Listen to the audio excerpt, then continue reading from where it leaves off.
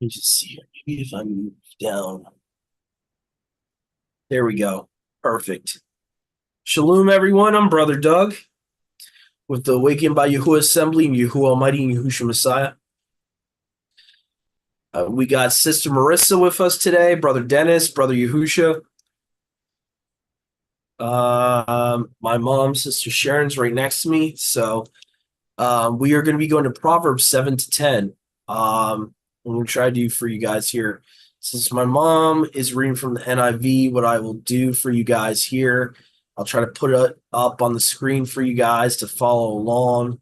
Yahusha, my bad. Sharon's right now. Just get that out of the background. All right. So again, we're going to try this hotspot tethering, guys. Hopefully this is going to work. Hopefully you can hear us. I noticed there was a little bit of connection problem last night from the playback, so hopefully that doesn't happen again today. It's Proverbs chapter 7. My mom's going to read from her NIV there. And like I said, I'm going to put this on the screen for you guys right here. Right. Whenever you're ready, Ma. My son, keep my words and store up my commands within you. Keep my commands and you will live. Guard my teachings as the apple of your eye. Bind them on your fingers. Write them on the tablets of your heart. Say to wisdom, you are my sister, and call understanding your kinsman. They will keep you from the adulteress, from the wayward wife, with her seductive words. At the window of my house, I looked out through the lattice. I saw among the simple, I noticed among the young men, a youth who lacked judgment. He was going down the street near her corner, walking along in the direction of her house. At twilight, as the day was fading, as the dark of night set in, then out came a woman to meet him, dressed like a prostitute and with crafty intent. She is loud and defiant. Her feet never stay at home. Now in the street, now in the squares, at every corner she lurks. She took hold of him and kissed him, and with a brazen face she said, I have fellowship offerings at home. Today I fulfilled my vows. So I came out to meet you. I looked for you and have found you. I have covered my bed with colored linens from Egypt. I have perfumed my bed with myrrh, aloes, and cinnamon. Come, let's drink deep of love till morning. Let's enjoy ourselves with love. My husband is not at home. He has gone on a long journey. He took his purse filled with money and will not be home till full moon. With persuasive words, Full moon? full moon. With persuasive words, she led him astray. She seduced him with her smooth talk. All at once he followed her like an ox going to the slaughter, like a deer stepping into a noose till an arrow pierces his liver, like a bird darting into a snare, little knowing it will cost him his life. Now then, my sons, listen to me. Pay attention to what I say.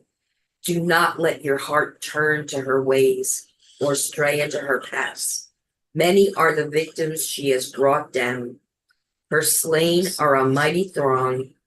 Her house is a highway to Sheol, leading down to the chambers of death. No. Let's see here. Dark night set in. Oh, go ahead, sister. Is that talking about the northern house of Israel? No, I think it's like you could possibly take it literally as like a strange woman, or possibly referring to wells. Sometimes women, sometimes in prophecy, people can be water. So I could see like someone comparing wells to women, um, or like how last week we read the verse that says drink waters out of your own cistern, how that compares to Mm. literally don't go to another man's wife. So sometimes But you'll see that in Proverbs, like the comparing of a woman to water, allegorically. Um, Right. But doesn't it to me, doesn't it come across like, how the northern house of Israel, how they sinned the way that they did and all the things that they did? Could Mhm. it could it have anything to refer to that in any way? The sin of the children of Israel, how they went after Moloch and all this stuff. Yeah, yeah, yeah, and I can see yeah, that. in a metaphorical way, it could refer to that those that go to a strange woman is like going to Baal or Yeah, Ashtoreth, yeah, could and I think. worshiping Baal and Ashtoreth is going to a strange woman. Yeah, it's possible. Um, the only reason I took it physical here was mainly like down here, even though you could probably allegorize it as well in idolatry, but it's like a woman like literally seducing a guy. I've covered my bed, colored them with linens from Egypt. I've perfumed my Hmm. bed.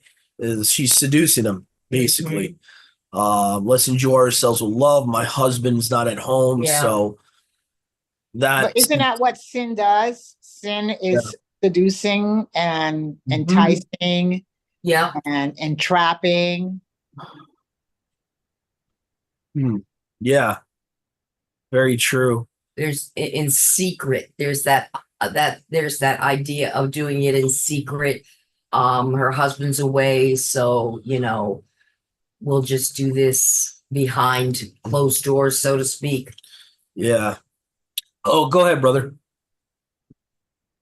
On that note, when you get to verse 14, she says, I have a peace offering. Today I pay my vows. So it seems to be more than just um, Hmm. that. It seems to be that she's worshiping her mighty ones and committing fornication at the same time. And Um, you see that? yeah, I have food. This is the only thing the NIV gets me sometimes is how modern it is. I have food for my fellowship offering at home. Yeah, so it's like she's giving whoever she serves an offering, and then she's committing a fornication, or Causing actually, it them. would be. Let me correct myself: adultery, because she's married, so it'd be adultery because their fornication would be if she wasn't married and both of them were not married. Right. And Yes, he's food sacrificed to idols. yeah. So that's interesting. Food sacrifice. Yeah, that's it's kind of interesting.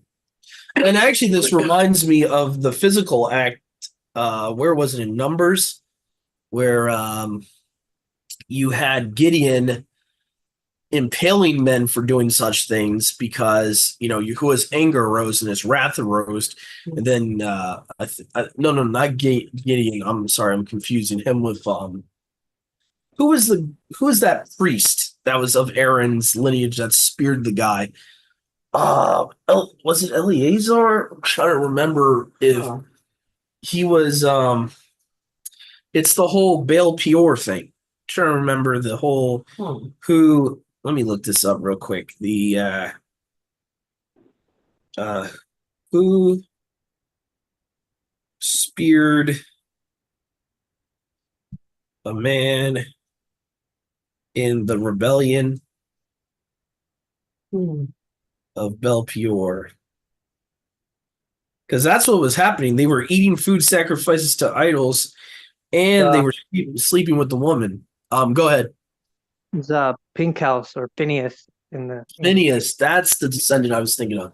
Phineas, yeah, I think he's related to Aaron in some way. Mhm. He's like a priest. Yeah, son of Eleazar. Yeah, that's why I thought that. Okay. So Phineas, the son of Eleazar, the son of Aaron. Right. Okay. Grandson. So he would have became a priest at some point. So yeah, he speared the guy right in his back through the woman's stomach. Wow. While they were doing the act, this Phineas guy Mhm. went like that. And then Yahuwah's wrath turned away from it because it was a righteous putting away evil Mhm. from the congregation. So Yahuwah's wrath subsided. So really what the reason I connected to this here is because this is kind of allegorizing the same situation. It's talking about being seduced by a strange woman. The strange woman sacrifices to her gods or whoever she worships, and she's talking about, I got my fellowship offerings, I paid my vows, and now they're about to commit fornication. And that's what the situation of Balpeor essentially was. So in a physical sense, this actually connects to the book of Numbers. Huh. And in a spiritual sense, yeah, you could go multiple ways with this. I would see the well thing definitely fits because of the previous chapters we read already, where they're comparing like a well to a woman or your wife, drink from your own well, all that. So definitely I would say allegorizing. I wouldn't go farther than it's allegorizing possibly a woman with, wells. As far as the whole, like we talked about last time with the whole Torah versus the other thing, the Torah versus the Talmud. I don't think there's like any proof of that there. Or like Sister Marissa said, the whole northern house versus southern house. I really doubt that. I think in general, this is talking really. This would be instruction to Israel in general. So when this is being written, there's actually no separation of the houses yet. Because Proverbs 7, right, would be what either his dad or Bathsheba instructing him. Like it says, my son, keep my words. I would assume this is Daoud speaking to Solomon, saying, keep my words and all that. So Daoud's warning him essentially of possibly, how Daoud gave in to adultery and how, from his experience, what not to do. Even though Bathsheba wasn't seducing him or anything, he still gave in to his lust. And all that. So Yeah, but Solomon turned out to be worse than his dad. yeah, Yeah. I think with Solomon it was the the amount of women caused that to happen. That he was with so many unbelieving women that there was he probably contracted a demon. I would say at some point, like how they talk about soul ties and all that. I would think Solomon contracted something at some point through his all his wives and stuff like that. Even though it's not outside of marriage, those women, they would have spirits with them because they're not, they're not in covenant with Yahuwah. So they're going to have another spirit with them. So the fact But that, not only that, I mean, the enemy had a plan that he was able to bring about to stop Solomon from fulfilling what some of his purpose was. Even though he did fulfill some of his purpose, I believe that his purpose was also hindered by what he succumbed to, because that's what the enemy does. He comes into people's lives and he disrupts the flow of what Abba has for their life. And if he can disrupt that for a period of time, then there is some type of he fulfilled something in the fact that he allowed for this to happen in Solomon's life, because Solomon was supposed to continue in the path of his of his dad and all the stuff that was spoken about him. And yet still the enemy was able to come in and disrupt a portion of his destiny. Yeah. And to think he's the wisest man on earth. Yeah. It's Yeah. kind of hard to say. I've gone back and forth about really what Solomon's like, really what his purpose was, because there's certain signs of that possibly he could be a type of Yahusha, but also with some have pointed to the fact that the amount of gold that he got could have been symbolic of him being also a type of like the anti-Messiah in a way in the second half of his life, because the anti-Messiah, what the beast always did, whatever version of the beast you look at, whether someone like Judas or Nimrod, they claim to serve Yahuwah, they claim to be an anointed servant or whatever, especially with all the traditions about how Nimrod started out. But then ultimately it turns out that they end up becoming what they become. So it's hard to tell fully what I think. To a certain extent, yes, sis, you're right. Like, Solomon didn't really fully live up to his purpose, but it's kind of hard for us to know whether Yahuwah, what he actually destined him for, because there's kings of Israel where Yahuwah allowed these things to happen and didn't try to, just thinking about certain kings like Saul, where clearly Yahuwah was not moving him to repentance at all. And he was just using Saul as judgment on his people. So it's hard for me to say either way whether Solomon was supposed to be fully a type of Yahusha or not. Or, it's kind of hard because there's certain parts of his life that seems like he was a type of Yahusha, and then once you get later on in his life, it kind of flips. Yeah. And so it's like, it's weird. It's like his life, his two parts of his life is like the tales of two different individuals. Really. It's like, if you were to compare his early life to his later life, it's almost like it's two different people. Yes.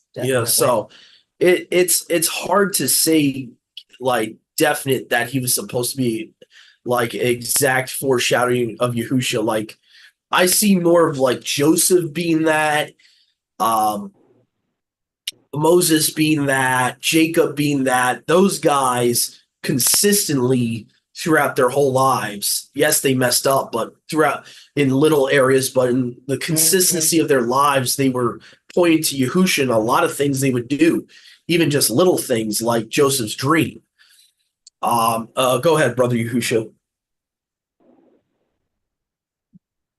With Solomon, I can almost see him as a type and shadow of Yasharal.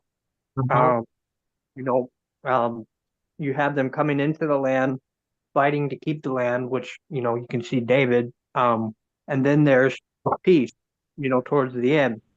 Well, not complete peace, but there's at least peace in Joshua's time towards the last part of his time, up until you get to the point of the judges where they start to kind of go rebellious again.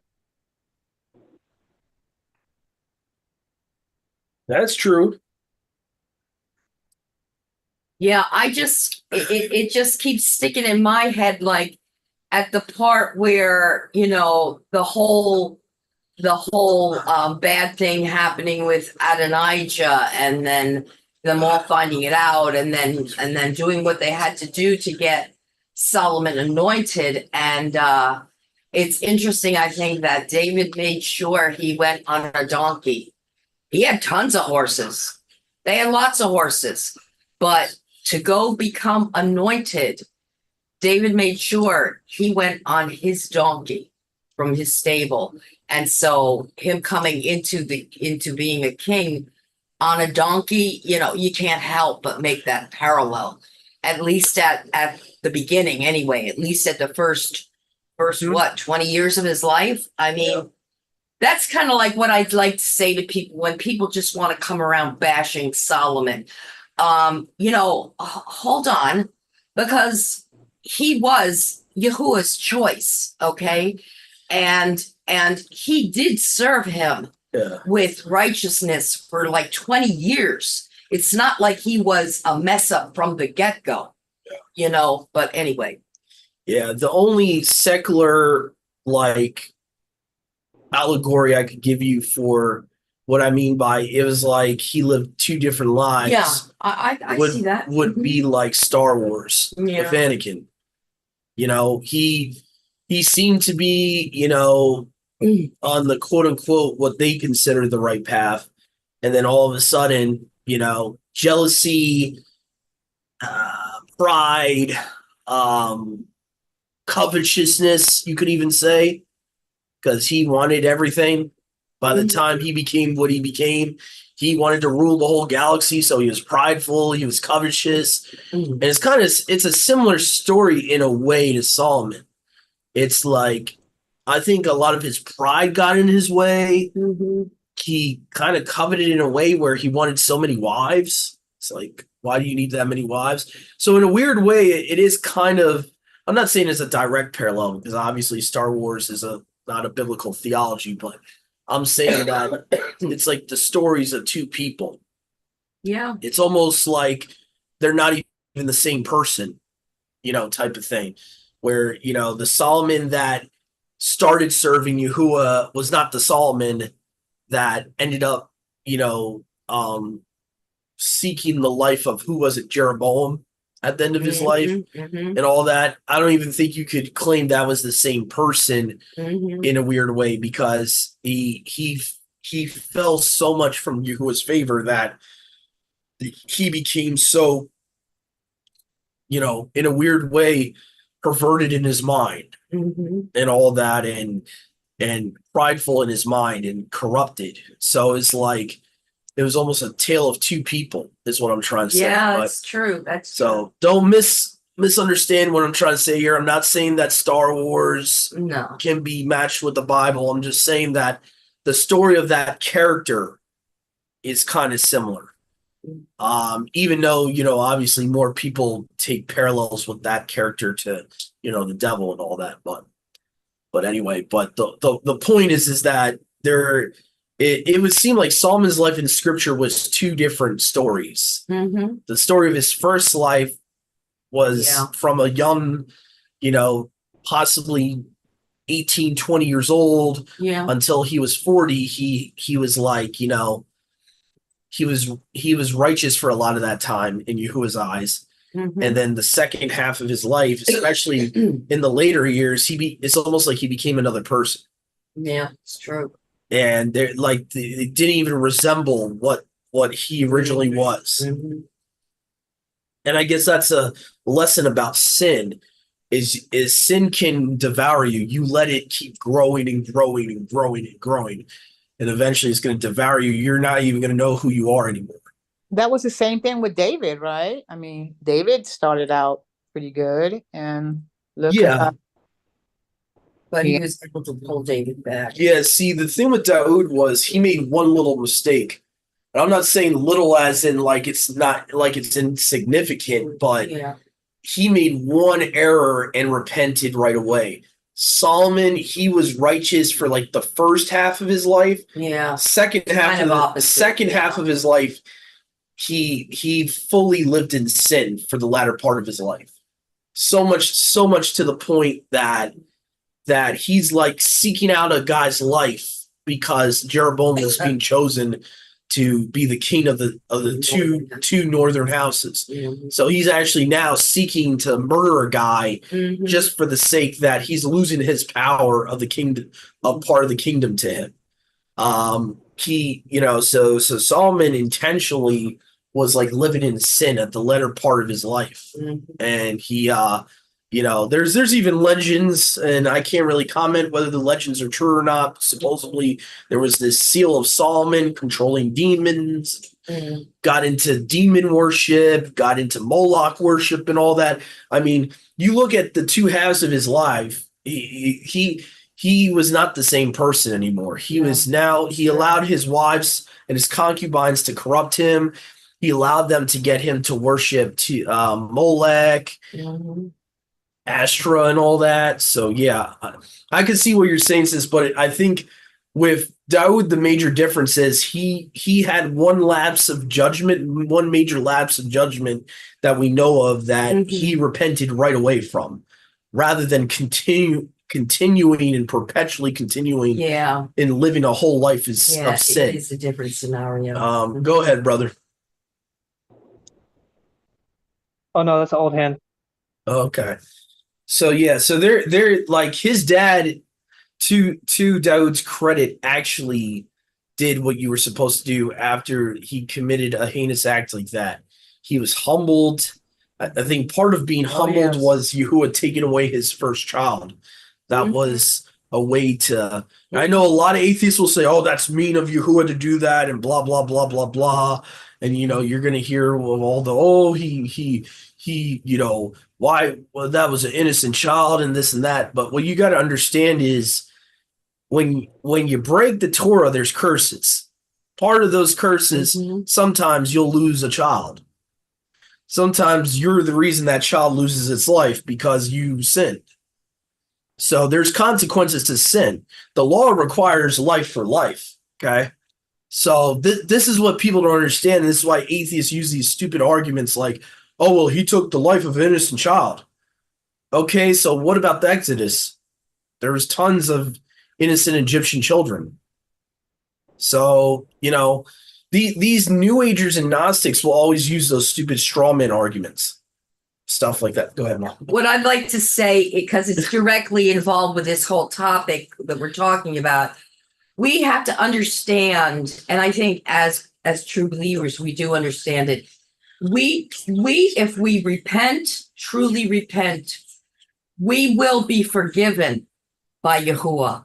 But that doesn't mean he is not going to discipline us. As a matter of fact, David's latter life was truly an example of what happened. Yes, he was forgiven, but he lost, he went through the whole thing with Absalom, where his own son turned on him in that way. He went through a lot of discipline. The latter part of his life was not as joyful as the first part.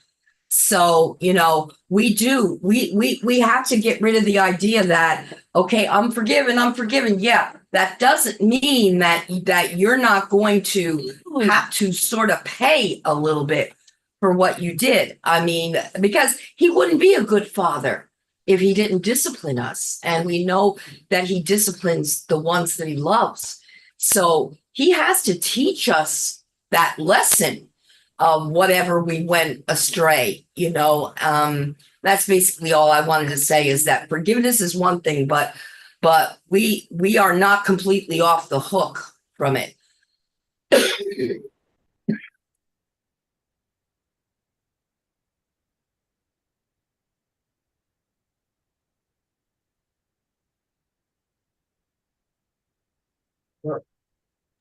Yeah, no, definitely discipline. And we need it. That's the other thing. We have to remember that we need it. That's how we're going to grow, is by learning from these stupid things that we do, and coming full circle and full repentance, but then having him teach us. That's his job as our good father, our wonderful, wonderful father, is that he's going to be perfect and teach us what we need to know, so that at the next portion of our life, hopefully we've moved on from those things.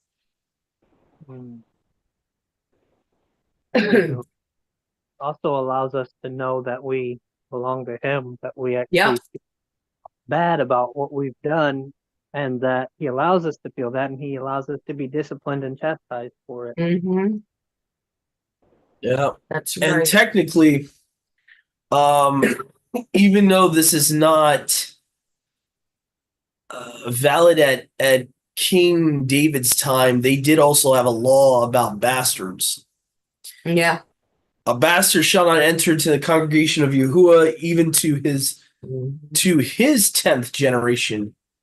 Oh, wow. Shall he not enter into... So, depending on how you interpret that, this is another questionable thing: is if Yahuwah allowed that child to live, would that child be part of Israel? That's true. I hadn't thought of He that. might have spared that child that of having That's to true. be excommunicated from the assembly because of something the child could not control. So sometimes we don't think about things like that. We just think about, oh, that's mean. He took a child's life. Well, maybe it's because he was trying to spare the child of not being able to ever come into relationship. And that's a possibility. Yeah. Because depending on the way this is worded in many versions, it says, no illegitimate by birth nor his descendants for 10 generations may be admitted to the assembly of Yahuwah. So you have a big issue here. Yahuwah allows that child to live. That child's generation plus 10 generations cannot go into Yahuwah's assembly. Wow. I'm So sure you would have the seed of Messiah being compromised in a way. Not perpetually, but in a way. That's interesting. So I would say this to all these atheists out there. Before you start quoting one little verse out of context, you might want to look at the whole character of Yahuwah. I know you're not going to because you're not a believer, but before you try to misrepresent his word, you might want to read his whole word. Yeah. So these are things we don't understand because we have a limited mortal mind. Yeah, that's right. So this is part of the problem. But I'm just saying these are type of things that these atheists want to use. That they don't even know who Yahuwah is, and they're trying to say they know that, they're trying to say that the creator we serve is not tube and all this and that, Yep. And honestly, it's because of this that you have the stupid Gnostic religion even existing. There would be no such thing as a Gnostic ever in history if they would have actually took the time to read the scriptures as a whole. So, anyway, end of my rant there. No, it's true. That's a good point. But because I hear it all the time by stupid, with all due respect, idiots like Billy Carson, all these idiotic Gnostics that don't know what the heck they're talking about, that think they do, they really don't. They really don't know the word. They think they know Hebrew. They know little to no Hebrew, little to no Greek, and they think, and all they're doing is being deceived themselves and leading others to the lake of fire. That's all they're doing. So, and I would recommend people out there. I know I've said this time and time and again. When you see people like that on your feed, run away from people like Billy Carson. Run away from people like David Wilcox or whatever his name is. All these stupid ancient alien guys. Run away from them. Okay, they don't know what the heck they're talking about. Yeah. Anyway. So going back to Proverbs 7 here. Now, this is another thing that people get confused and people try to use here and say, well, see, wisdom is female. Yeah. Just because, again, allegory, okay? Say to wisdom, you are my sister. It's supposed to mean like you are my, my kin, okay? Meaning in an allegorical sense, wisdom is so close to you. You're acquainted to wisdom, like if wisdom was your brother or your sister. That's the point. It's not saying that wisdom is a female entity, okay? To insight, you are my relative. They will keep you from the adulterous woman. Okay, so it's basically saying wisdom from Yahuwah, his word will keep you from the adulterous woman. What I found interesting too, if we go back up to verse 3 here, I think, pretty sure Brother Yahusha caught this as well.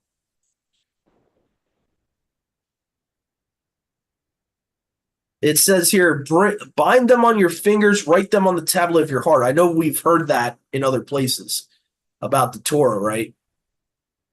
Bind them on your fingers, like your right hand, right? These shall be upon your right hand and before your eyes, right? So basically, the concept is you shall be acquainted with Yahuwah's law so much that it's like knowing the back of your hand. So much that it is literally on the tablet of your heart, is in your heart, right? So we see that where else? We see that in Deuteronomy 6. We see that in Ezekiel 36, 26 to 27. That I will write my commandments on your heart.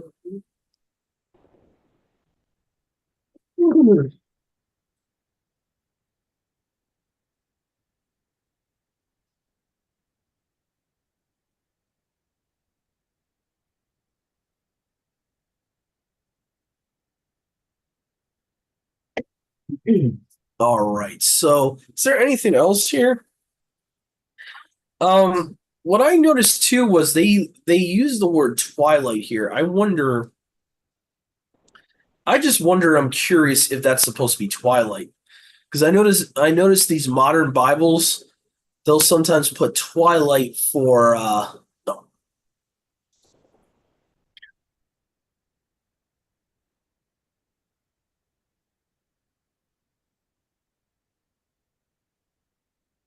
yes, so in the twilight, in the evening. This is what I mean. Twilight is not evening. This is a pet peeve I have with certain translations here. Okay, so let's go to the Greek here. Skotos.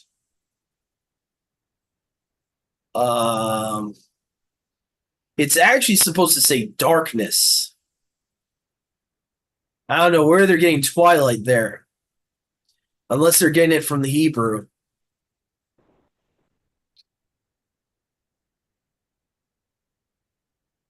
Probably a breeze, dusk.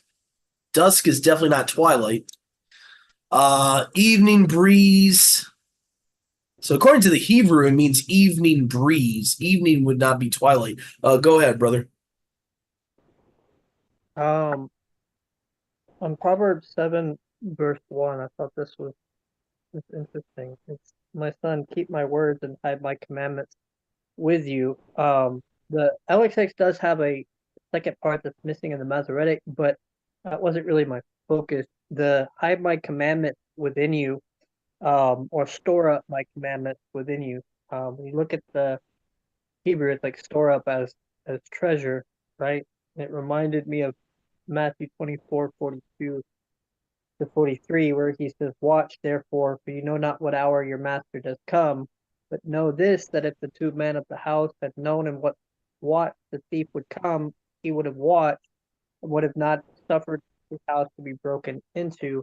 And granted, that part in Matthew 24 is talking about Yahushua's return, but I still think it applies to, just in general, storing up Yahuwah's word in you as treasure and watching, being in prayer, being in meditation of his word, so that the enemy can't come and snatch what was sown.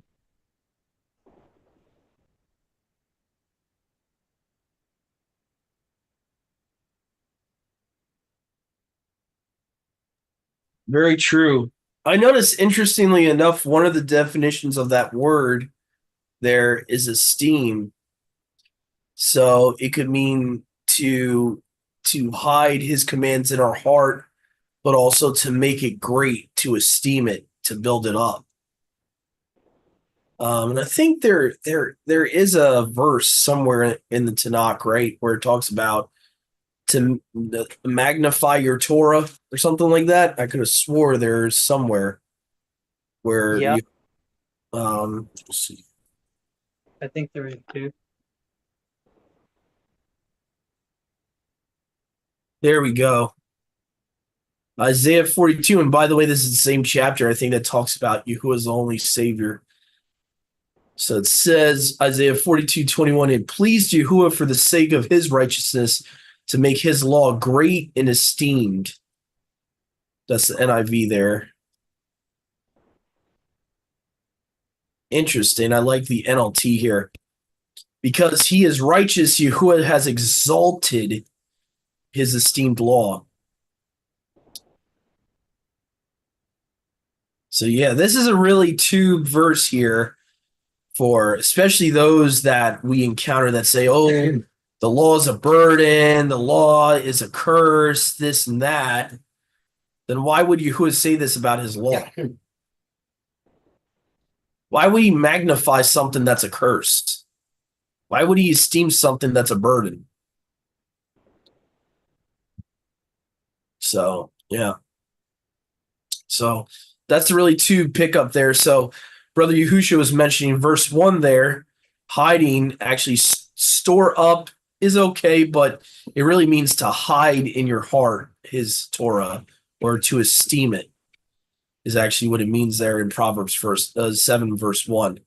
And again, I mentioned in verse 3 after that, there's a reference here back to having his law written on the tablet of your heart. I think Paul talks about that in Hebrews. Mhm. He says, the problem was that instead of being on the heart, it was only on tablets of stone. And that because it remained only on tablets of stone and they never applied it to their heart, that was the problem and all that, where it talks about, spiritual versus physical. So there's a lot of references here in verse 3. You have, like I said, Ezekiel 36 verses 26 to 27, the new covenant. Also Jeremiah 31 verses 32 to 33. So they talk about he's going to put his law on our hearts. Okay.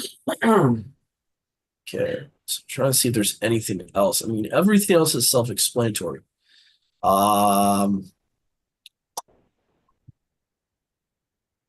I guess we could go to chapter 28. Not 28, chapter 8, my bad. What I didn't notice here, does yours, Mom, talk about footnotes for the Syriac and the Septuagint? The only footnote I have was when he was talking about what kind of offering was it? Yeah, so it seems like it could be fellowship offerings in verse 14. I have a footnote that says traditionally peace offerings. That's it. That's the only footnote I have from that chapter.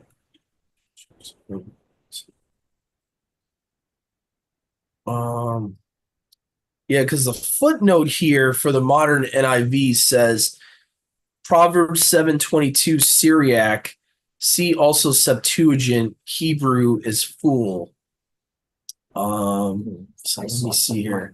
As he followed her, being gently led on, that as an ox is led to the slaughter. Oh, yes, I do have that. I'm sorry, that verse is up on the next page. Okay. Okay. Yeah, no, I do have that one. Mhm. As a dog to bonds, as a hart shot in the liver with an arrow. So that's interesting.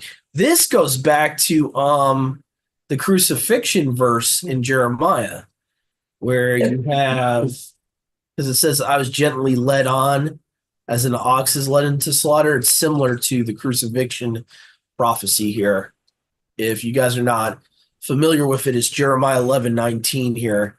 But I, as an innocent lamb, was led to the slaughter, knew not against me that they devised the evil device, saying, come and let us put wood into his bread, meaning his body, put wood into his body. Let us utterly destroy him off from the land of the living. Let his name not be remembered anymore. And again, that was fulfilled with the Pharisees in multiple ways, right? They said in Acts 5, what did they tell the apostles? Stop teaching in his name. Stop speaking his name. And they were the ones to, deliver him to the stake. They were the ones to hand him over to the Romans, the leadership of the Yahudim at that time. So I believe this is a prophecy about the crucifixion here, prophecy about Yahusha having wood being put into his bread. Okay, you have the centurion soldier, right, that puts a spear into his side, right? And then just to see if he's dead, and then the blood and the water drips down. By the way, I know this is kind of off topic, but since we're talking about the blood and the water, a lot of people mean well when they're trying to, defend the oneness, and they tend to take, you know, they try to use 1 John 5:6. The reason I wouldn't do that is because if you look at the whole chapter, it was never talking about the oneness. It was always talking about debunking Gnosticism and debunking the claim that Yahusha never became a human. So what John is doing here is using the example of the blood and the water to show that Yahusha became fully a human. That's the whole point of this chapter. And so if you have a Bible like the King James that says the Father, the Word, the Holy Ghost, whatever, those have been added. That verse has been added. It was never in the original. So this is how the original was supposed to read. This is a Greek Orthodox Bible here, Complete Apostles Bible. This is he who came through water and blood. Yahusha Messiah, not only by water, but by water and blood. And the Spirit is he who witnesses, because the Spirit is the truth, right? Then this verse is where they started adding stuff to verse 7. Okay, the original version is supposed to continue the same thought. For there are 3 witnesses, 3 that bear witness. Not 3 people, 3 witnesses, okay? The Spirit, the water, and the blood. These 3 all agree, or agree as one witness, as one. Okay, so basically, water you could interpret as his baptism or part of the making of the embryo. Same thing with the blood, could be his crucifixion or the water in the blood making the embryo, making a human body. Okay, and the Spirit is himself, right? He is the Spirit, John 4:24. Okay, so there's 3 witnesses, and there's only one out of those 3 witnesses, only one of them is an actual person. Okay, so what it's saying is the Ruach was one of the witnesses. His crucifixion is another witness. His baptism is a third witness. Or you could interpret as the Spirit is the first witness, the water and the blood together make an embryo. There are 2 other witnesses that he took on flesh. He came in the flesh. That's the whole purpose of this chapter. So I just want to kind of expound on that just to help you guys understand that. So this chapter was never about oneness versus non-oneness. It doesn't even talk about that in this chapter. So again, so we got to be careful not to misuse things. And again, I know people will say, oh, the King James has Father, Word, and Holy Spirit, whatever. But that was added later on. That was not there initially. When the Vulgate came out, that's when it was added. So at best, the earliest you would have had that so-called Trinity verse in there in verse 8 was like 300-400 AD. Way after Yahusha's ascension. So, and again, I mean, it's pretty much commonly known now at this point. It was added in. That's why the majority of the manuscripts don't have it there. So, anyway, so I just wanted to point that out, since we were kind of on that side topic there about what 1 John 5:7 is really about, and Jeremiah 11:19 with the crucifixion verse and the blood and the water being stabbed, wood being put in his side with the spear that caused water and blood to gush out, proving that he really died on the stake. That's another witness. The water and the blood together prove that he really was impaled, contrary to what atheists want to say. No.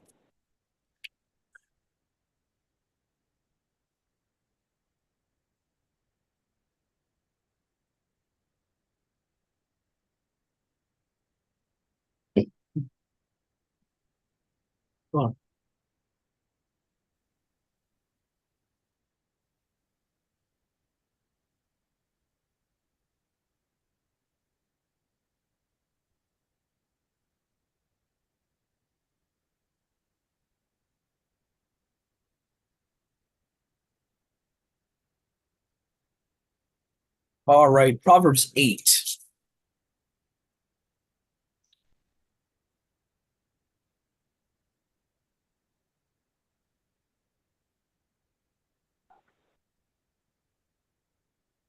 All right. So let me see here. I think I'll read for us here, or let me see here. So I'm going to take down the NIV now.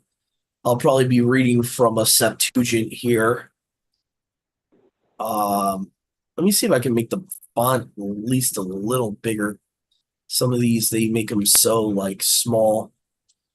You shall proclaim wisdom, that understanding may be obedient to you, for he is on lofty heights and stands in the midst of the ways. He sits by the gates of princes, sings in the entrances, saying, You, O men, I extort, I utter my voice to the sons of men. You simple, understand prudence.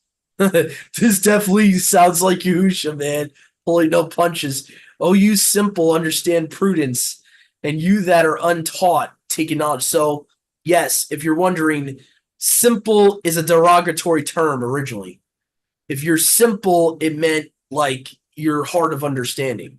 Like it's hard for you to grasp things. We've later on turned simple into just easy to understanding, but initially it was like a derogatory term to those that were unlearned, that you would try to teach someone something again and again and again, like a bunch of times over, and it wouldn't get through to them. So that's what it initially meant in the Middle English.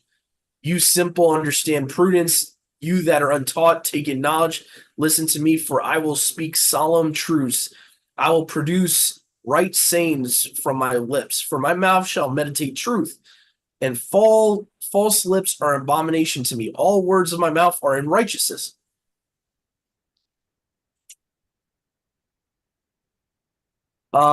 No, there, no, there is nothing in them wrong or perverse. They are evident, all evident to those that understand, and right to those that find knowledge. Receive instruction, not silver, knowledge rather than choice gold. For wisdom is better than precious stones, and no valuable substance is equal to it. Now, I really like this one, because remember what Philippians, this actually goes with the oneness here in Philippians 2. No substance. No.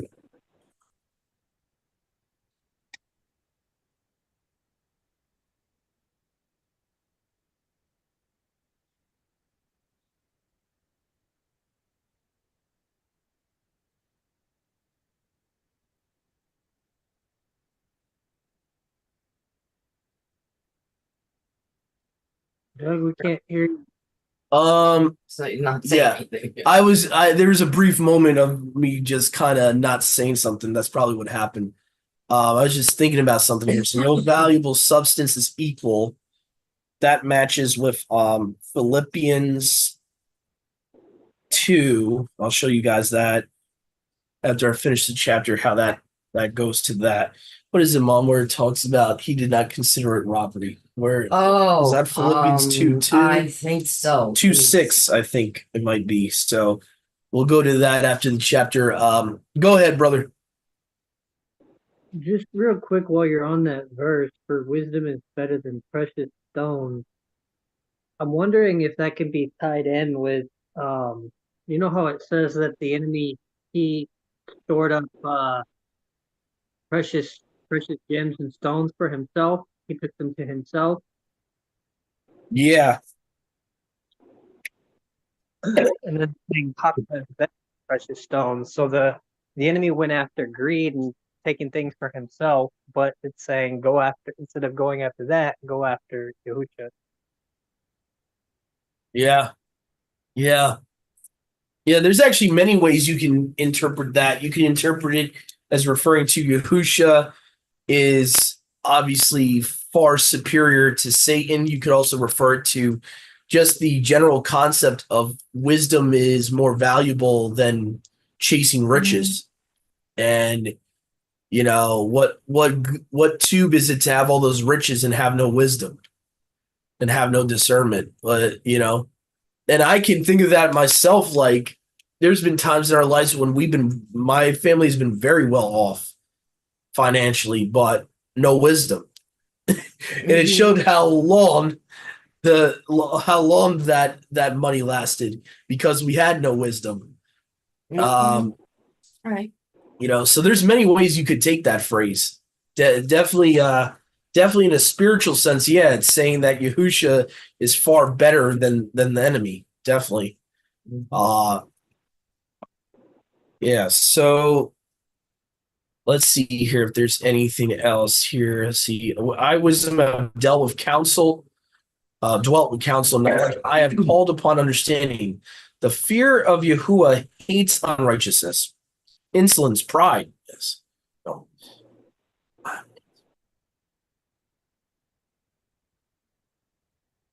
And insolence, pride, and the ways of wicked men. And I hate perverse ways of bad men.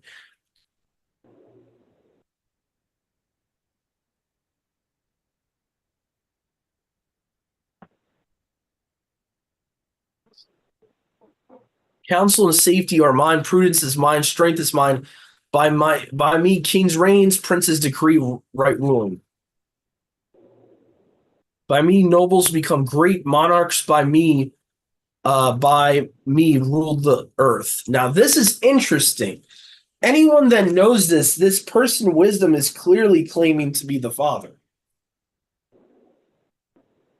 Because no one else could claim this, saying, by me, kings rule over the earth. Now, what does the book of Daniel say? It says, who appoints kings? Yahuwah, right? Most High. So, to me, this is very interesting. Oh, look at this. Can anyone other than Yahuwah say this in verse 17? I love those that love me, and they that seek me shall find me. Well, Exodus 20, Yahuwah is talking, saying, I love those that love me. I don't think a lesser being can claim all this. That to me, that would be blasphemy, in my opinion. If wisdom's not Yahuwah and he's saying all these things, then you have someone, what is it called, Mom? Identity theft, it would be? Mm-hmm. So wealth and esteem belong to me. Esteem belong to me. Well, there's a verse we can go to with that in the Brit Hadashah. All right, and even in Isaiah, let me look at that real quick. My esteem I will not give to another. Mm-hmm. Sounds like Jeremiah too. I will not give to another. Let's see. Yep. Isaiah 42, 8. I am Yahuwah, that is my name, my esteem I will not give to anyone else. So you have this same person here in Proverbs 8 saying esteem in general belongs to him. Meaning it's his. Abundant possessions and righteousness. It is better to have my fruit. Oh, whoops, my bad, guys. Stupid button here. That's a good verse, but we're not really talking about that right now. It is better to have my fruit than to have gold and precious stones, and my produce is better than my choice silver. I walk in the ways of righteousness in the midst of the passive right ruling, that I may divide substance to them that love me, may fill their treasuries with two things. If I declare to you the things that happen daily, I will remember also to recount the things of old. Again, that's a reference to Yahuwah there, recounting the things of old. Haven't I told you from the ancient times, all that? I think that's in Isaiah 2, right? He tells the end from the beginning. Now, Proverbs 8:22, this is so obvious. This is Yahushua here. Yahuwah made me the beginning of his ways for his works. So many people misunderstand this and think it's saying that he's a created being. That's not what it's saying. It's saying that Yahushua was basically all of the creation power belongs to Yahushua. He was used to create everything. That's what it's saying.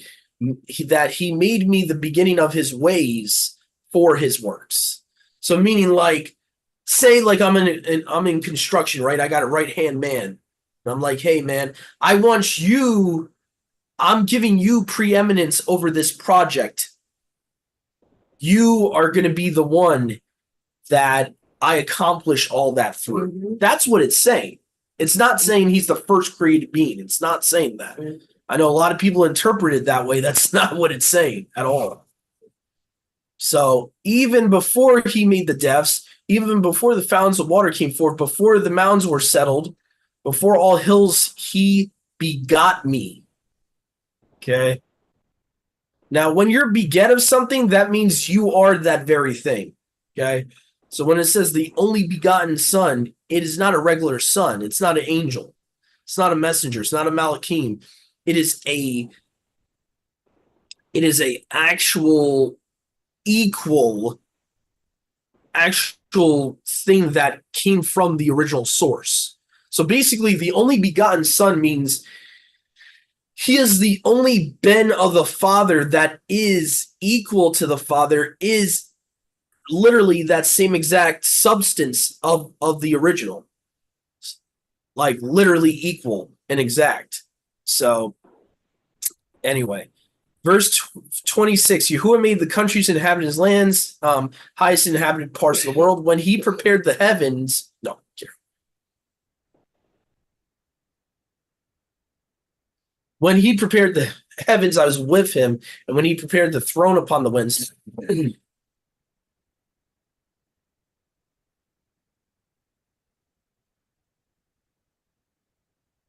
when he prepared the heaven, I was with him.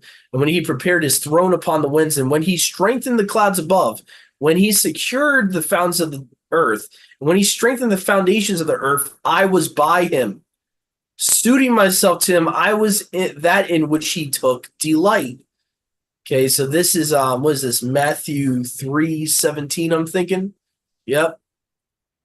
And daily I rejoiced in his presence continually. For he rejoiced when he had completed the world, and rejoiced among the children of men. Now then, my son, hear me. Baruch is the man who shall listen to me, and the mortal who shall keep my ways, watching daily at the doors, waiting at the posts of my entrances. For my outgoings are the outgoings of life, and in them is prepared the favor from Yahuwah. But they that sin against me act wickedly against their own lives. They that hate me love death. I mean, that we could take a whole study about that verse there. They that hate Yahuwah love death. Mhm. You ever wonder why when you become an enemy of Yahuwah, that you ever notice that you like love all dark things? Mhm. Halloween, you love metal music and this and that. It all has to do with the worship of death. So I've noticed people that reject Yahuwah's word, that reject him completely, willfully, they go right into the most deepest, darkest stuff. Mhm. Like, listen to Ozzy Osbourne and this and that. So I think that's intentional, is because if you don't choose the light, you're going straight into the darkness. So anyway, I'll be going on a short little temporary intermission real quick. If anyone has anything to bring up, I'd go like ahead. to share something on that subject since Doug has to step out. This is something I don't know if I've ever said this. You guys might have heard it before, but it definitely relates. When I was at one of my deepest, darkest parts of my life, before being awoken, before being changed, and on drugs pretty deep. I used to just look forward to the nighttime. It seemed like when I would look out my window and I would see it completely dark, it was almost like a comfort to me.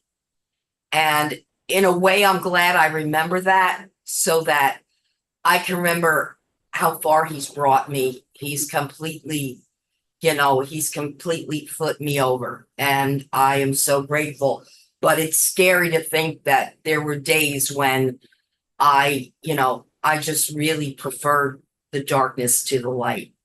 So anyway, that's kind of what, being that we were talking about that. I think that I think that there's nothing wrong with enjoying the night created for Yahweh dwells, and Yeah, that's true. but I know what you mean. But I enjoy the day. I enjoy being out in the sun, but I also enjoy the night Yeah, I because know what you mean. I know what you mean. Yeah, it's peaceful. It's true. You're right. You're right, brother. As a matter of fact, when I go on my walks, I really enjoy that time right before, right before we're coming into sunset, when you can really just see how beautiful it is out there, and you can just contemplate on how wonderful.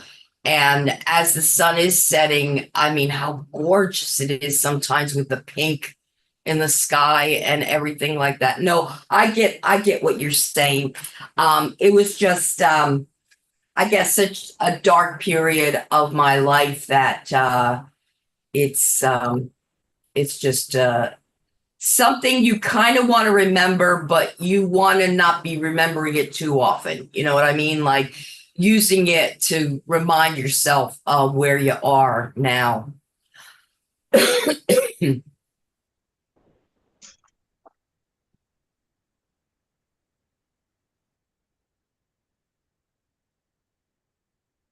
Is it scriptural where it says when the devil reminds you of your past, remind him of his future? Or is that just a saying that people I don't know, but it sounds good. Definitely sounds good. it's not in scripture. It's just, I'm just being Um, facetious. I'm just being facetious. Because you know, we've heard all kinds of things when we were in the oh, church, you yeah. know. Oh, yeah. What's that little book? It's not really scripture. You Oh, know, yeah, all the things yeah, that there's people recite that it's some of them are darn close, but they're not scripture. You know, they're not the same. yeah, there's a little handbook like you can find in Bible bookstores. It's called "Did You Know That Wasn't in the Bible?" Yeah, I like that. Yeah. And like I think it's like a whole little handbook. So there's probably like 30, 40 pages of stuff Hmm. that we've learned That that's people not think is in the in the Bible. Bible. Yeah. Mhm. Like some stuff that could be similar to concepts in scripture, other things that are completely opposite. Completely opposite. Like love the sinner, hate the sin, Yeah, never in the yeah, Bible. yeah. Ah, Money is the root of all evil instead of the yeah, love of money yeah. is the root of, yeah, I'm that one's trying to been think. I'm really trying to think of badly. some of the ones people say. Um, We are all God's children, never in the Bible. he will never Um, put you into something you are. oh yeah, that funny Baptist one. He'll never give you more that you can't handle. And So that's not what Paul says at all. It's Once saved, always saved. yeah, once saved, yeah, always that's saved. right. You can never, or they'll take stuff that's out of context that's in the Bible, but out of context. Like you can never run out of the Father's hand, Mhm. which again goes back to the once saved, always saved. Um, they take a lot of stuff like out of context, even if it's in the Bible, it will be Mhm. completely out of context. Some of the stuff we've learned, and we've kind of just like haven't really thought about it. But Name it and claim it. Name it and claim it. Remember last night we were talking about that? yeah, name it, claim it. Like what else? I'm trying to. There's one that's on the tip of my tongue. He wants everyone to be saved, every human being ever Oh, he's not to be willing. saved. Yeah. They take the he's not willing verse and don't look at the whole chapter. Um, also, what do they say?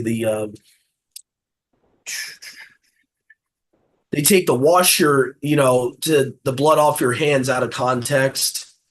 Um, and they feel like they misappropriate that for preaching the good news, so they believe that it's their it's our like responsibility to warn every single human being of their sin and to street preach and all that's like comes from the Ezekiel 3 verse taken out of context.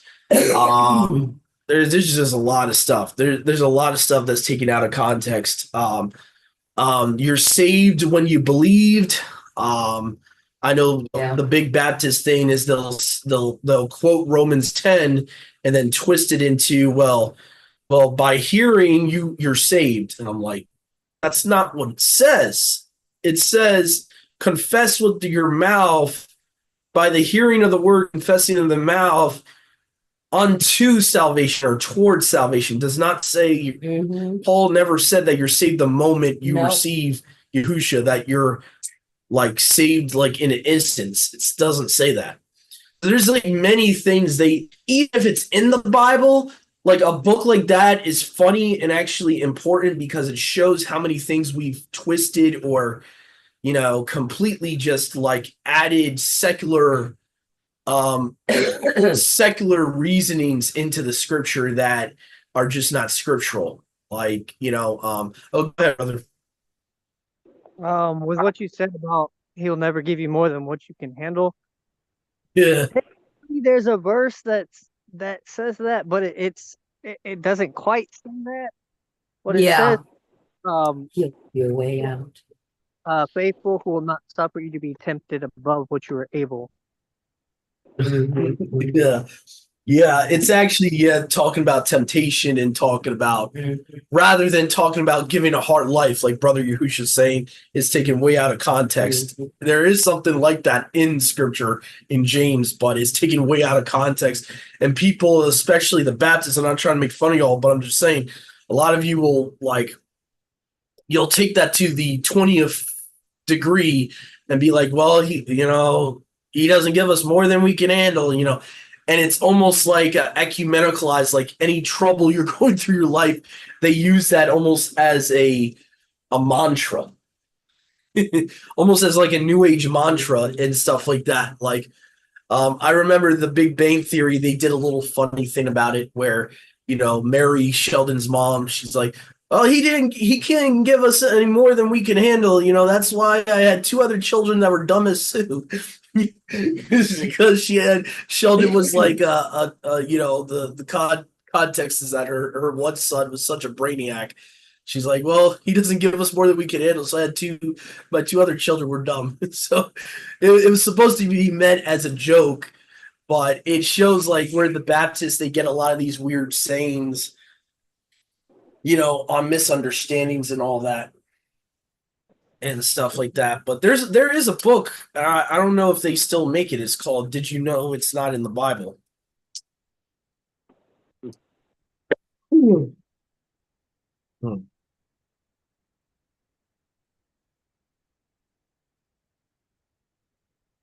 No.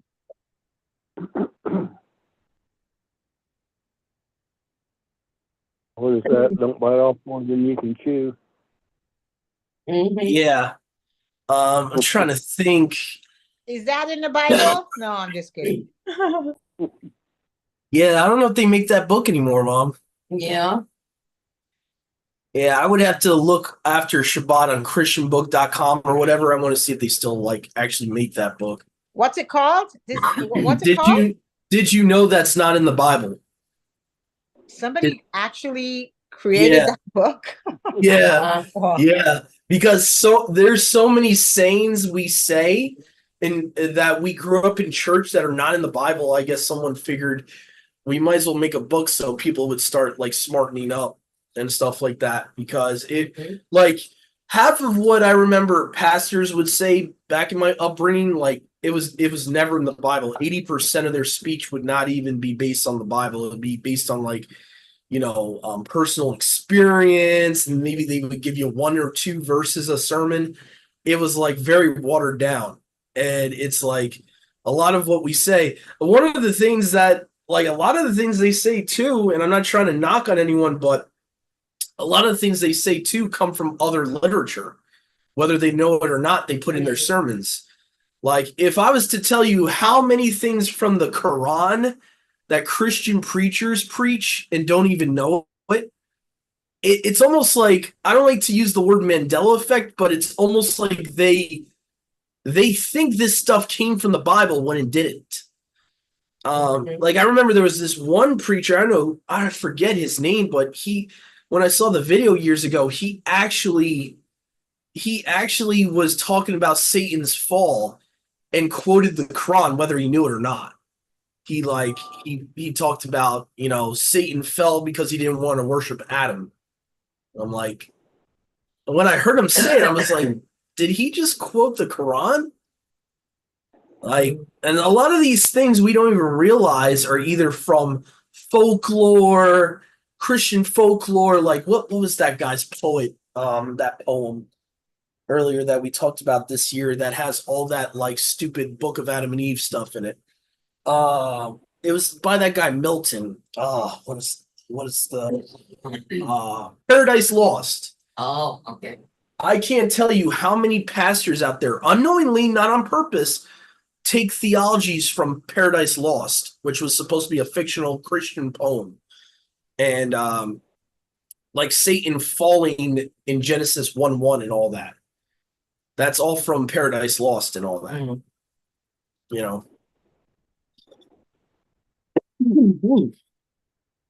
Chest got a little tight for a second. Okay. Let's see here. I think chapter 8 was pretty self-explanatory here, unless anyone has anything to add here. But, I mean, chapter 8 to me is very clear that it's showing Yahusha as wisdom. And by extension, wisdom a couple times is showing himself to be Yahuwah, or at least, very, very obviously claiming to be Yahuwah. So if wisdom is not Yahuwah, then you have an issue in multiple places. We talked about Proverbs 8:11. Let me just show you the verse I was talking about, where if you pull from Proverbs 8:11, connect it to Philippians 2:6. I have that down here. Yeah. If you have a decent translation, it should say, who existing in the form of Yahuwah did not consider it robbery to be equal with Yahuwah, meaning he is Yahuwah. You can't be equal with the Father without being the Father. So that's very clear what that's saying. Now, unfortunately, like we were talking about last night with that Westcott Hort study, this is the problem when you take other manuscripts, because it completely says the opposite in the scriptures translation. And I think also you could check for me, Sister Marissa, but I think it would say the same thing in the Hallelujah scriptures. So it says, did not regard equality. Huge difference. So unfortunately, this is where our brothers and sisters unknowingly are receiving the false Kabbalistic idea of the lesser Yahuwah. If he's Yahuwah, he can't be lesser. There's no in between. It's either he's lesser, he's angel, or he's Yahuwah. There's no, there's only two type of beings in heaven. So either you're the creator or you're the created. There's no, you can't be the creator and be lesser than the Father if you're the Father. So this is the problem, is that the Westcott Hort guys, they did not believe in Yahusha being the Father. So these Westcott Hort guys took manuscripts that intentionally were anti-oneness, intentionally.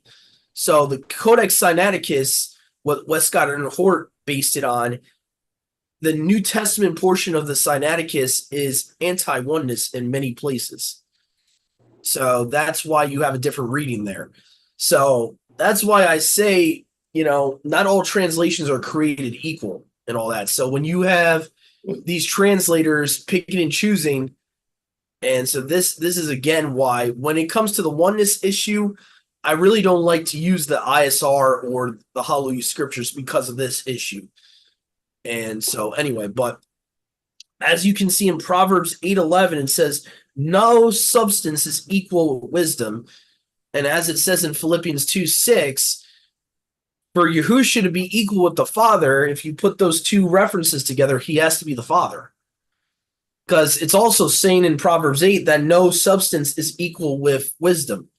If Yahusha's wisdom, it's saying no one is equal to him. So that means that there's no one equal to him. He has to be the Father.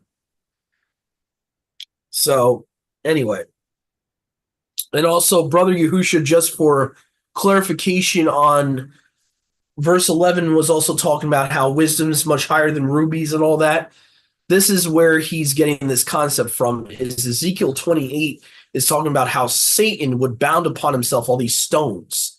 So in a way, in a weird way, allegorically, you could allegorize in Proverbs 8 wisdom as Yahusha, the rubies or stones as Satan, and that wisdom is much higher than rubies, is worth a lot more. So Ezekiel 28:12, and the Masoretic will try to say that he was given these stones. That's not how it happened. So that's the other thing the Masoretic changes. The Masoretic changes a lot, actually, in Ezekiel 28, by the way. Changes a lot. So it says, you have bound upon yourself every precious stone, sardius, topaz, emerald, carbuncle, sapphire, jasper, silver, gold. So what it's saying here is Satan, almost like, if you ever seen what is that Marvel movie, the guy with the stones? Thanos. You ever seen Thanos with the Avengers movie, and he's got all these stones on his wrist and all that? It's kind of similar with Satan. He is stealing stones and acquiring them.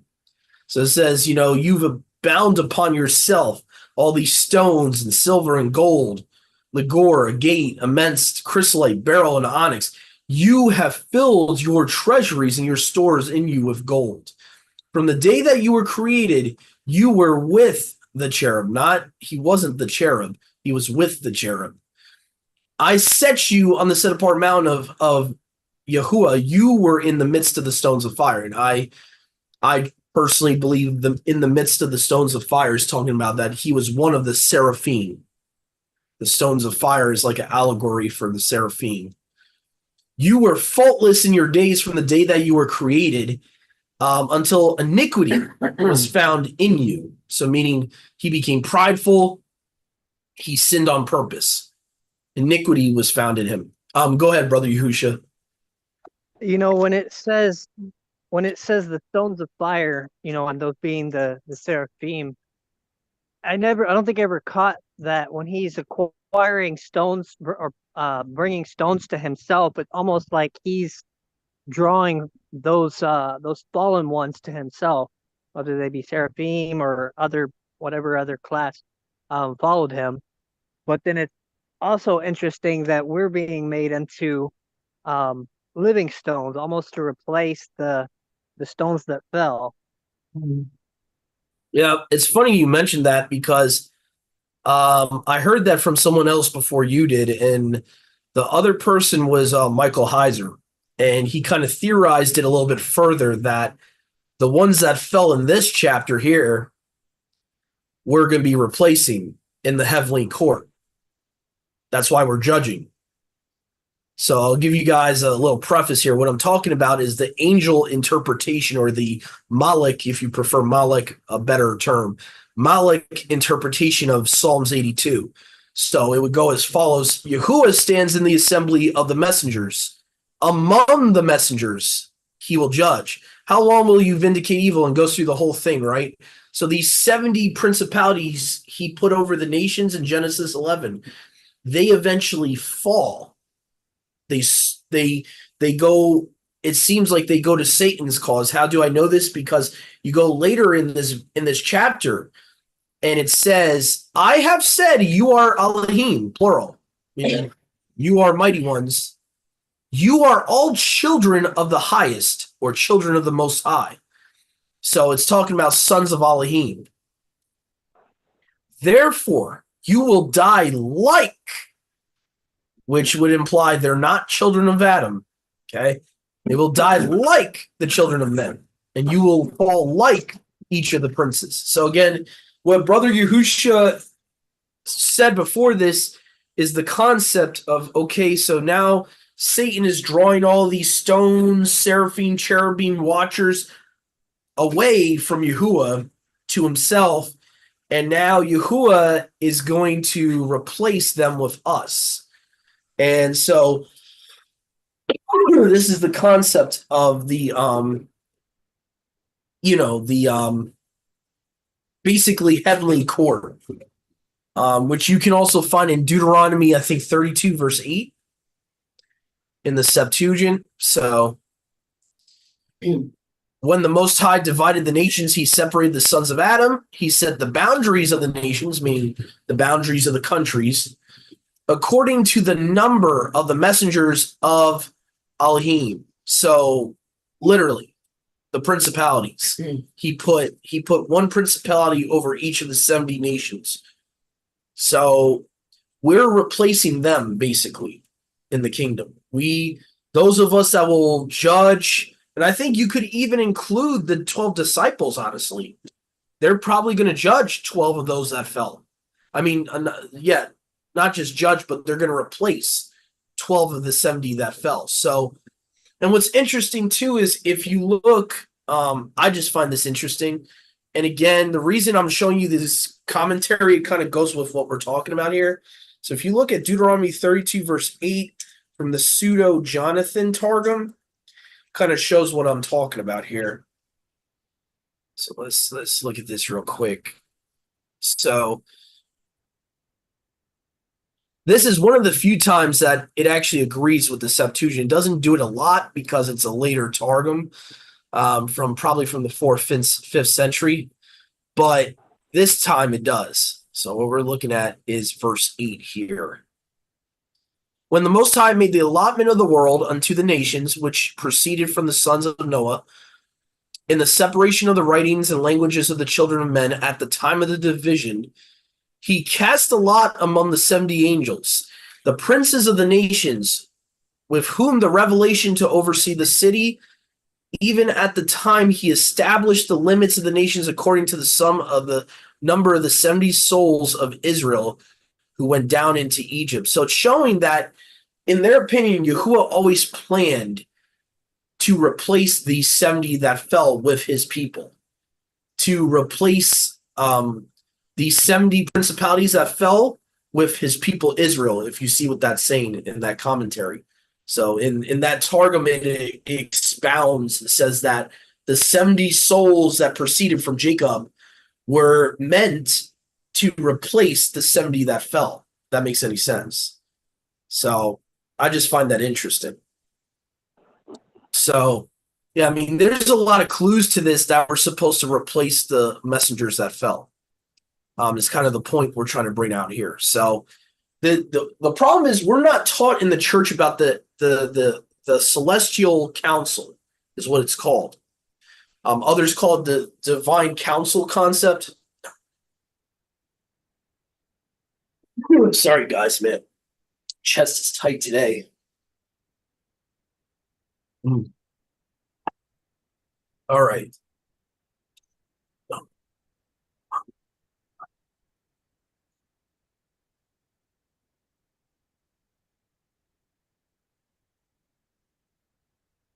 All right. I think we're at chapter 9, right? Mm-hmm.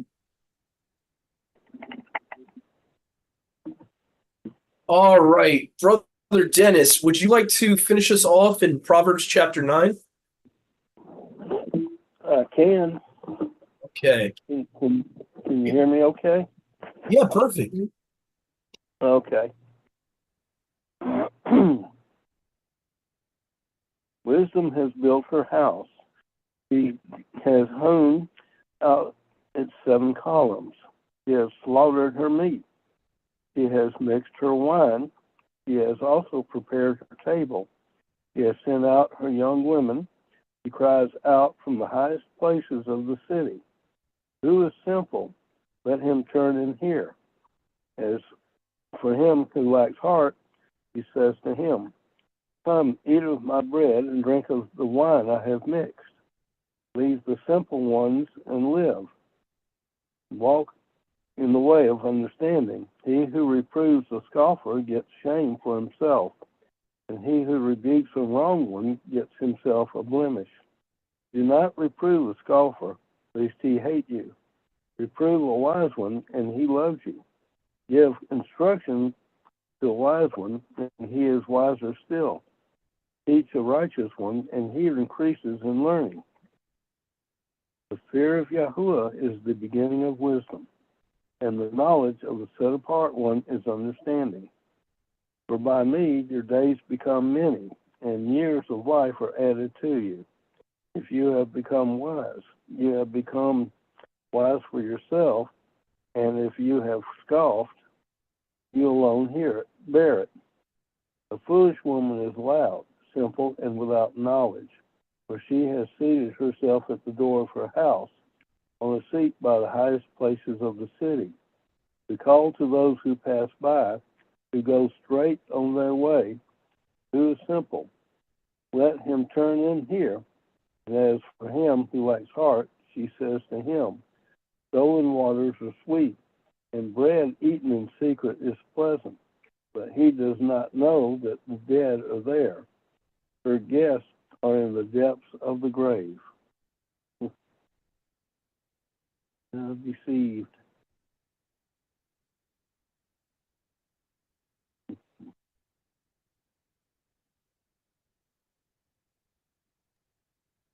Interesting.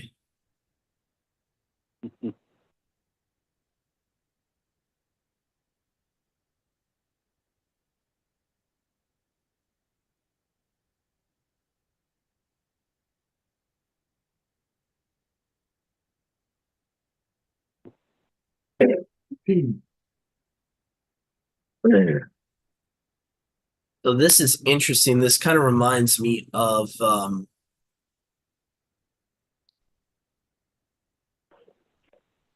so I would assume this is talking about the strange woman towards the end here, that she welcomes them in. So I would say in this context of this chapter, she makes sense because it's allegorizing wisdom versus folly, and it's showing, a righteous woman what she does versus the the the strange woman. You go by her, you're leading down to the pit, basically.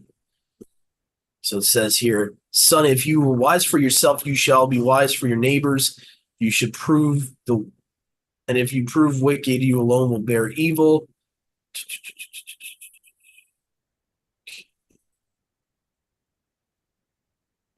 So here we go. The way of folly. Foolish and a bold woman who knows not modesty comes to want a morsel. She sits at the door of her house, seat openly in the streets, calling to passers-by. No. And to those that are going right on their ways, take it and enjoy secret bread. That you may live long years and life may be added to you. So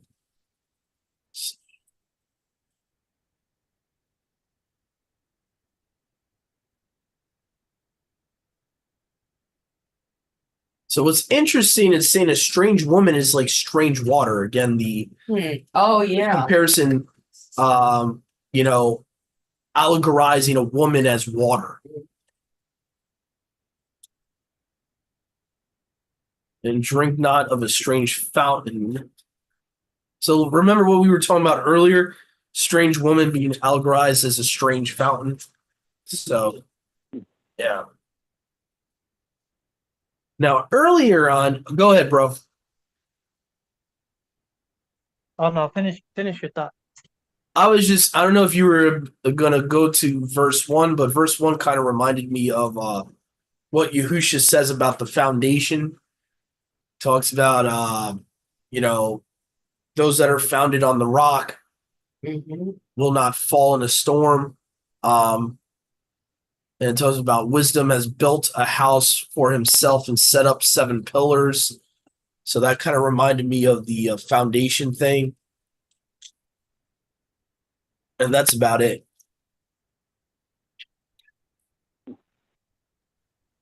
Yeah, I can see that. I see the set up 7 pillars. It's almost like Hakma is set up upon perfection. You know? I was what was I seeing? where was it at? He that reproves evil shall get dishonor to himself, and he that rebukes a wicked man shall disfavor himself. Rebuke not evil men, lest they should hate you. Rebuke a wise man, and he will love you. I can see right there where, we're not supposed to judge outside of ourselves. Those that are not Yashar,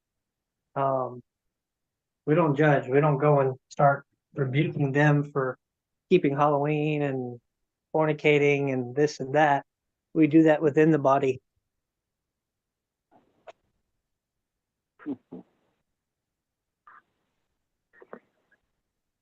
Yeah, there's actually a lot of that in Proverbs, to your point. A lot. Like, we ignore a lot of this stuff where it's telling us not to go on the outside, and we ignore a lot of this stuff. But Solomon is constantly writing here talking about don't correct the foolish person. If they're a fool, let them be, basically. Mhm. If they show themselves to be a fool and you're talking to them, basically move on. Dust your feet off type of concept. You know, I've seen it so much where either someone's trying to rebuke someone or we try to even preach to a fool and the fool's not ready to hear it and the fool's not, even giving an ear to it. That's I think Proverbs doesn't say, Mom, there's a right time for everything. Oh yeah. Mm-hmm. Yeah. So there's, words spoken at the right time is like what, honey on the honeycomb, I think. I think. So give an opportunity to wise and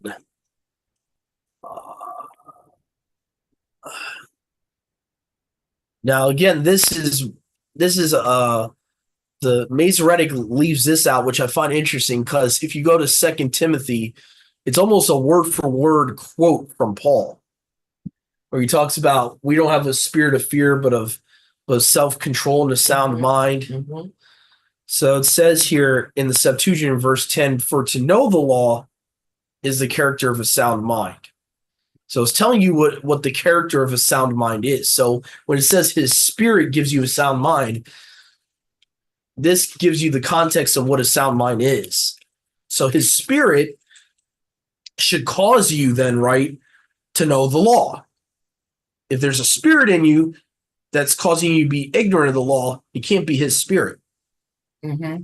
You know what I'm saying? So for all those that get on me about we didn't have his spirit in the church and they think I'm saying blasphemy by saying that, well, did that spirit in the church lead you to Torah?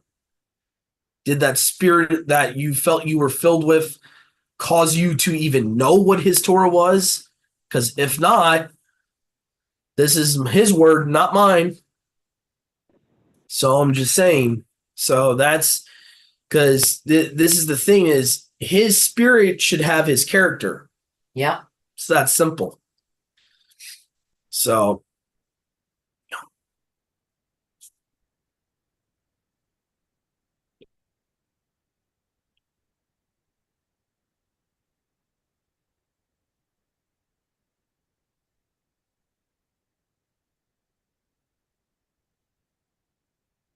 all right.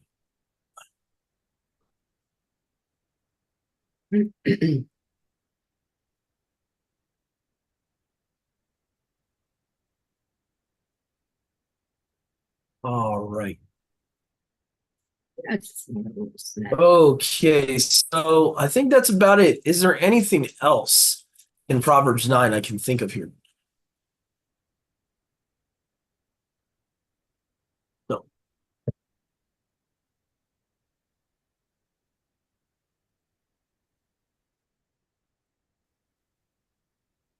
We already talked about the strange water. No. Hmm. This is another thing that clued me into that this was Yahusha, that wisdom is Yahusha. It says in verse 14 that on a seat openly in the streets. So it's like, right, Yahusha would always speak openly. He'd always be standing openly when the crowds would come. and speaking openly in the streets. Mhm. So to me, that proves that Yahusha's wisdom. Okay, let's see.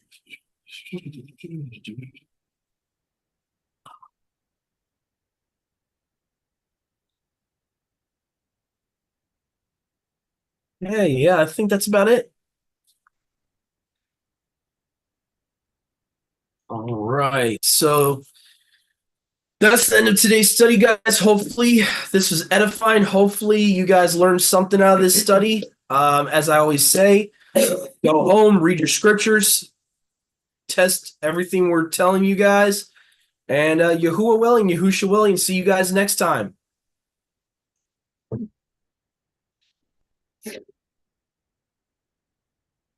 All right, Shabbat Shalom.